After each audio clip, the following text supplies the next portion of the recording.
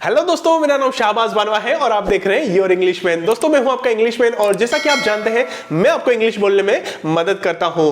तो दोस्तों, आज एक बहुत ही खास टॉपिक के बारे में बात करेंगे जो है there is and there are. दोस्तों, there is and there are spoken English में बहुत ही ज्यादा इस्तेमाल होता है, लेकिन जिन लोगों को इंग्लिश बोलना नहीं आता वो लोग बहुत ही ज्यादा ये there is and there are के अंदर मिस्टेक करते हैं और उनको उसका सही इस्तेमाल नहीं आता। उसके कारण उनको बहुत ही बार शर्मिंदा होना पड़ता है। तो चलिए दोस्तों, आज सारी चिंताएं दूर कर लीजिए और सीख लीजिए there is and there are का इस्तेमाल स्पोकन इंग्लिश के अंदर। चलिए शुरुआत करते हैं।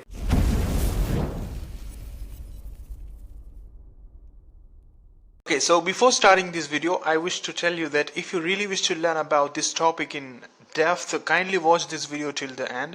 दोस्तों, अगर आप इस टॉपिक को एकदम डीप में सीखना चाहते हैं, देयर इज देयर आर क्या है, तो मैं आशा रखता हूँ कि आप इस वीडियो को अंत तक देखेंगे and if you watch this video till end you will definitely learn something today. So there is का स्पोकन इंग्लिश के अंदर किस तरह से यूज होता है और देयर इज एक्चुअली होता क्या है, किन किन सिचुएशंस के अंदर आपको देयर इज का इस्तेमाल करना पड़ता है। दोस्तों, तो सबसे पहले मैं आपको ये बताना चाहूंगा कि देयर इज मीन्स सिंगुलर चीजों के लिए आएगा। सिंगुलर चीज, सिंगुलर मतलब एक वचन, राइट। जब आपको किसी एक चीज का अस्तित्व दिखाना है कि ये चीज यहाँ पर है, यहाँ पे लोकेटेड है, यहाँ पर उस चीज का अस्तित्व है, उस टाइम पे आप बात करेंगे देयर इज, राइट। तो फर्स्ट एग्जांपल है there is an old museum in my city, means मेरी सिटी के अंदर एक पुराना म्यूजियम है। दोस्तों, अगर इस सेंटेंस को आप इस तरह से बोलने की ट्राई करेंगे, N old museum in my city, the sentence will be wrong, sentence गलत हो जाएगा। अगर वही सेंटेंस को इस तरह से बोलेंगे, in my city an old museum, again the sentence will be wrong. तो यहां पर आपको देयर इज का इस्तेमाल करना पड़ेगा और सबसे पहले करना पड़ेगा। There is an old museum in my city, right? Again, second example, there is a beautiful garden in my society. मेरी सोसाइटी के अंदर बहुत ही सुंदर गार्डन है। That means what you are showing over here कि आपकी सोसाइटी के अंदर एक गार्डन एग्जिस्ट करता है, right? The same goes with the third example. There is some milk in fridge, means आपके फ्रिज के अंदर कुछ मिल्क का एग्जिस्टेंस है, मतलब थोड़ा सा मिल्क आपके फ्रिज में पड़ा हुआ है, means it exists in your fridge, right? अब फॉर एग्जाम्पल इस सेंटेंस को इस तरह से ट्राई करेंगे, in my fridge some milk or some milk in my fridge, sentence will be wrong, sentence गलत होगा दोस्तों। इसके लिए आपको यहाँ पर there is का इस्तेमाल करना पड़ेगा, there is some milk in my fridge or there is some milk in fridge, right? The same goes with the fourth example. There is no money in his account, means उसके account में कोई पैसा नहीं है, means उसके account में पैसा exist नहीं करता, right? सेम सेंटेंस को अगर इस तरह से ट्राई करेंगे, in his account no money और no money in his account, नहीं, दोनों तरह से सेंटेंस गलत होगा दोस्तों। आपको क्या ट्राई करना पड़ेगा, there is no money in his account. I hope दोस्तों आपको ये चीजें समझ में आ रही हैं, right. There is no theatre in my town, means मेरे टाउन में कोई थिएटर नहीं है। In my town no theatre, no theatre in my town. दोस्तों, दोनों तरह से वो सेंटेंस गलत पड़ेगा, आपको लगाना पड़ेगा there is no theatre in this town. Perfectly समझाने की कोशिश करी है। Still if you have any doubt you can ask me in comment section below. Now friends, there are. दोस्तों, देयर आर मीन्स, अब जैसे हमने देयर इज देखा सिंगुलर चीजों के लिए, तो देयर आर आएगा प्लूरल चीजों के। प्लूरल मतलब बहुवचन, right.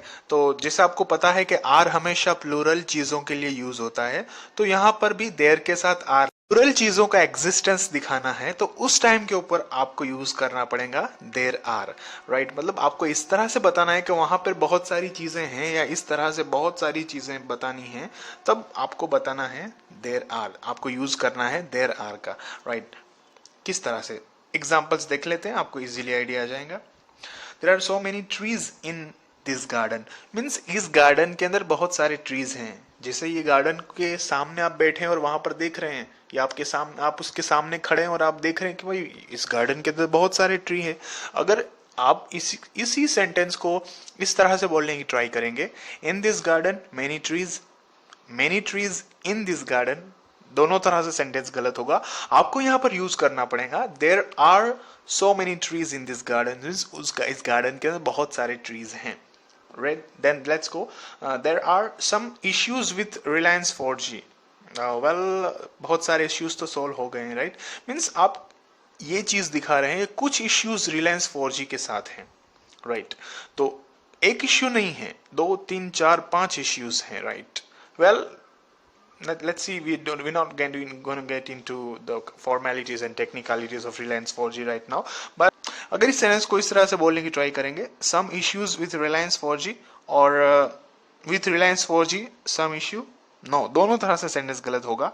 There are some issues with Reliance 4G. Then there are 29 states in India. As you all know that there are 29 states in India. So 29 states in India? No. In India 29 states? No.